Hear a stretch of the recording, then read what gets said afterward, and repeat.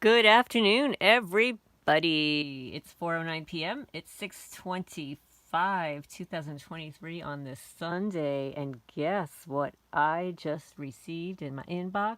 Ooh, ooh, ooh. It's a bill to repeal the Patriot Act and FISA.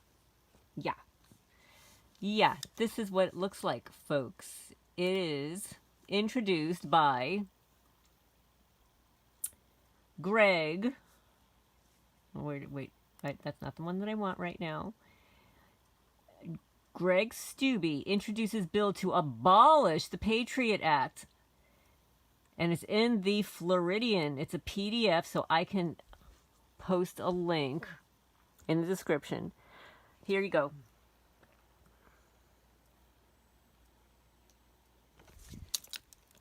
So, since 9/11 terrorist attacks over 20 years ago, the United States government has stood by the controversial Patriot Act. Now, U.S. Republican Republican Greg Steube of Florida has introduced a bill to give the Patriot Act the axe. The Patriot Act, which was passed by the then President George W. Bush, expands the government's ability to monitor the communications of private citizens. The act was intended to curb terrorist ability to communicate and foil further attacks similar to 9/11. Oh boy.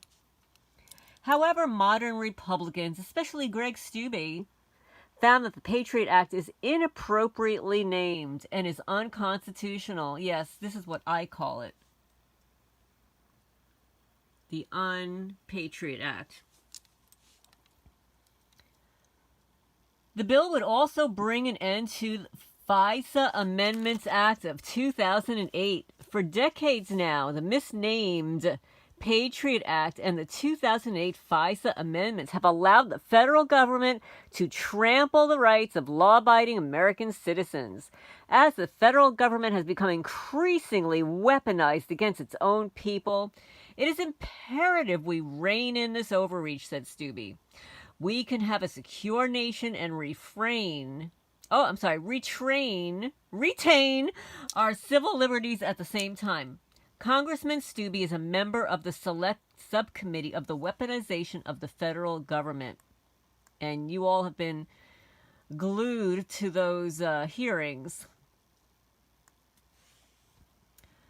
So,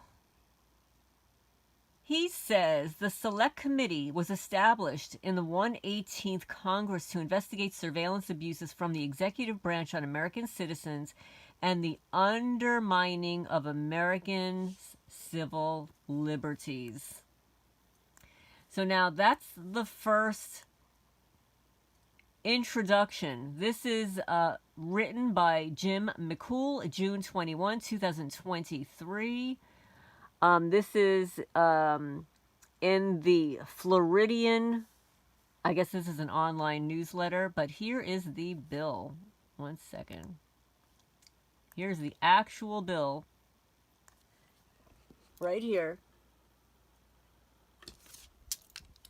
It's to repeal the USA Patriot Act and the FISA Amendments of 2008 and for other purposes. It's in the House of Representatives to repeal USA Patriot Act and the FISA Amendments Act of 2008 and for other purposes.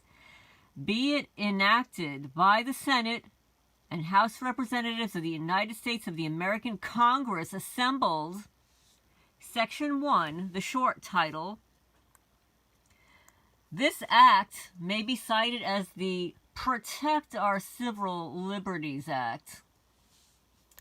Section 2, repeal the USA Patriot Act and destruction of certain information. This is even better, folks. Repeal the USA Patriot Act, which is Public Law 107-56, is repealed, and the provisions of law amended or repealed by such an act are restored and revived as if such an act had never been enacted. You hear that, folks? They're setting up this bill as if the previous bills were never enacted. So you know what that means, folks? Anything that was decided under that bill is no longer valid. That means anyone who is erroneously placed on their fake watch list for Patriot Act reasons or for these illegal FISA warrants is non-existent. I wonder how that will play out. Repeal the U.S. Patriot Act and the provisions of law amended or repealed by such act are restored or revived as the act has not been enacted. Destruction of certain information. The Director of National Intelligence and the Attorney General shall destroy any information collected under the USA Patriot Act, Public Law 107/56, and the amendments made by such an act as in effect the day before the date of the enactment of this act, concerning the United States person that is not related to an investigation that is actively ongoing on such date. That goes back to 2008, folks. Section 3, repeal of the FISA Amendments Act of 2008 and destruction of certain information. It goes on to say that it is repealed and the provisions of law amended or repealed by such an act are restored or revived as if such an act had not been enacted. There's an exception. Subsection A of this act shall not apply to sections 103 and 110 of the FISA Amendments Act of 2008, and that would be Public Law 110-261:122, Stat 2477. I don't know what that is, but I'm sure it is important. Number E, destruction of certain information. The Director of National Intelligence and Attorney General shall destroy any information collected under Section 702 of the Foreign Intelligence Surveillance Act of 1978, 50 U.S.C. 1881A, as in effect the day before that date of the enactment of that act, concerning a U.S. citizen, a United States person that is not related to an investigation that is actively ongoing on such date. That goes back to 2000. Oh, well, wait a minute. That's 1978, folks. That goes back to 1978. Section 4, increased term length of judges on Foreign Intelligence Surveillance Court, reappointment, appointment of special masters to advise courts. The term's reappointment of Section 103D of the Foreign Intelligence Surveillance Act of 1978 is amended by striking a maximum of 7 and inserting a maximum of 10, and by striking the words "and shall not be eligible for redesignation," unquote. B, special masters, Section 103F of such act is amended by Section 3 of this act is further amended by adding to the end of the following new paragraph, special masters, the courts established pursuant to subsections A and B may appoint one or more special masters to advise the courts on technical issues raised during proceedings before the courts. Okay, I'm going to skip down to Section 5. Electronic surveillance of specified persons without regard to specific device. Section 105C2B of the Foreign Intelligence Surveillance Act of 1978, 50 U.S.C. 1805 C2B is amended to read as follows: that upon the request of the applicant any person or entity shall furnish the applicant forthwith all information, facilities, or technical assistance necessary to accomplish the electronic surveillance in such a manner as will protect its secrecy and produce a minimum of interference with the services of such carrier, landlord, custodian, and other person is providing that target of electronic surveillance. Section 6. Additional provisions for collections under Foreign Intelligence Surveillance Act of 1978. In general, Title 7 of the Foreign Intelligence Surveillance Act 1978, 50 U.S.C. 1801 is amended by Section 3 of this Act, is further amended to read as follows. Title 7, Additional Provisions. Section 701, Warrant Requirements. Notwithstanding any other provision of this Act, no information related to a U.S. person may be acquired pursuant to this Act without a valid warrant based on probable cause. Do you know what that means, folks? When there is a valid warrant based on probable cause, you can sue them and go before a jury of your peers. How about that, folks? Table of Contents Amendments. The Table of Contents in the first section of the Foreign Intelligence Surveillance Act of 1978, 50 U.S.C. 1801,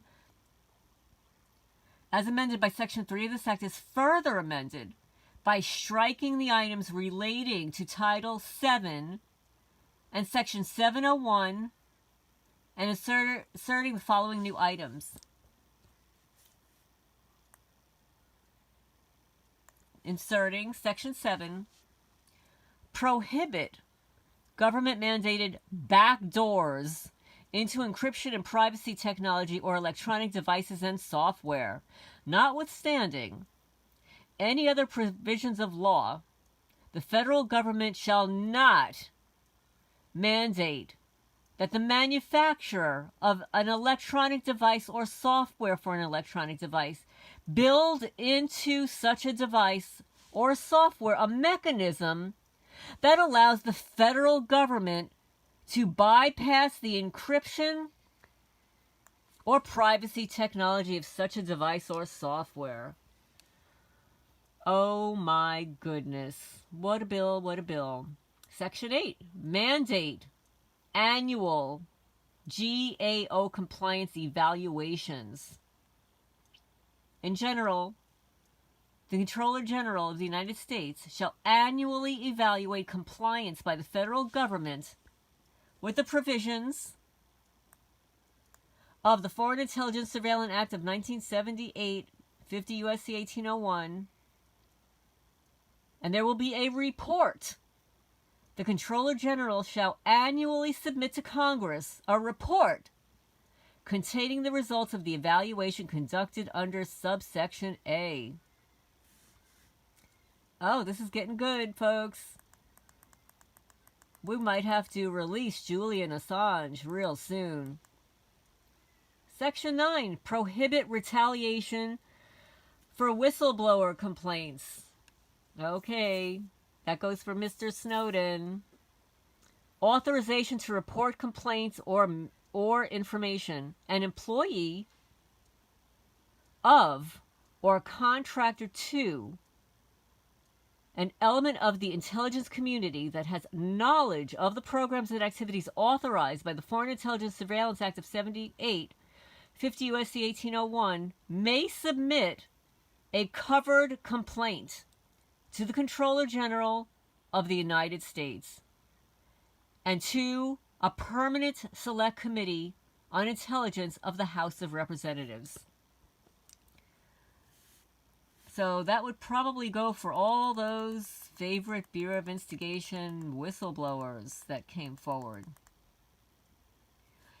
They can also submit it to the Select Committee on Intelligence of the Senate, Also, in accordance with the process established under Section 103HK5 of the National Security Act of 1947, 50 U.S.C. 3033K5, and also to the investigations and report to Congress. The Comptroller General shall investigate a covered complaint submitted pursuant to subsection B1 and shall submit to Congress a report containing the results of the investigation.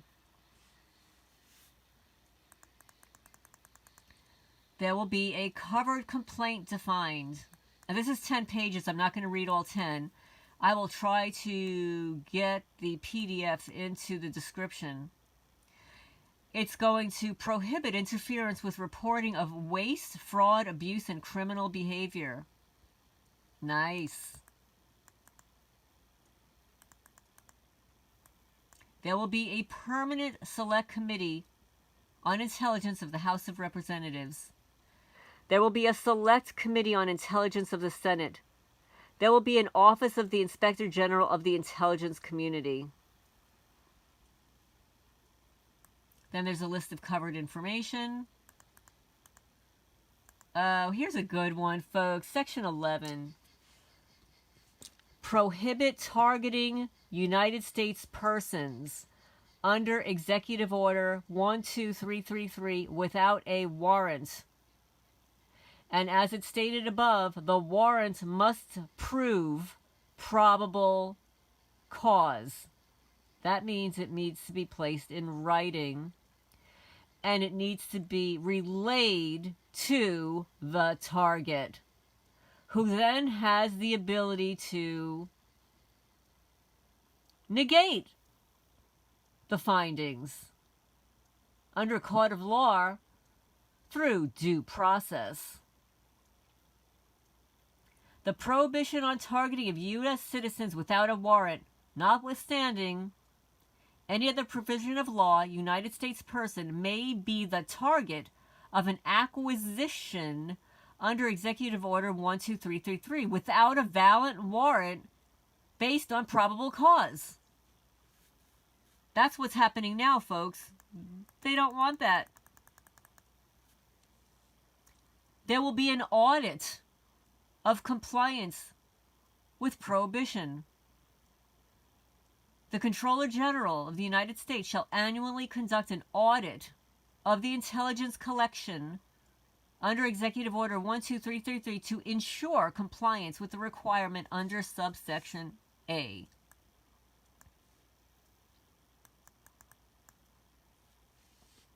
Destruction of certain information. The Director of National Intelligence and the Attorney General shall destroy any information collected under Executive Order 12333 without a valid warrant based on probable cause concerning a United States person that is not related to an investigation that is actively ongoing on the date of the enactment of this act.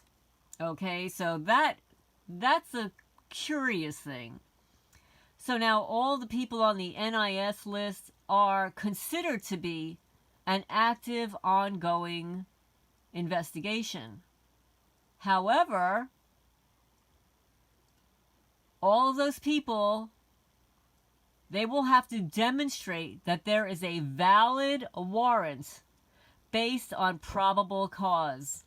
So my favorite Bureau of Investigation, you're going to be so busy conjuring up a valid warrant for me, for all my friends here in Kentucky, in Wisconsin, in California, New Jersey, Maine, Texas, all over the U.S., you're going to get real busy getting those valid warrants signed by a real judge based on probable cause. So that means that will have to be placed in writing and disclosed to the target. So then the target can negate it with evidence and sue your sorry asses. from here until eternity. This is Lorraine Alternative Homesteading, bringing you another fabulous piece of information drafted by Greg Steube. Hopefully more people will get on board with this. Applause, applause, Mr. Greg. A true patriot.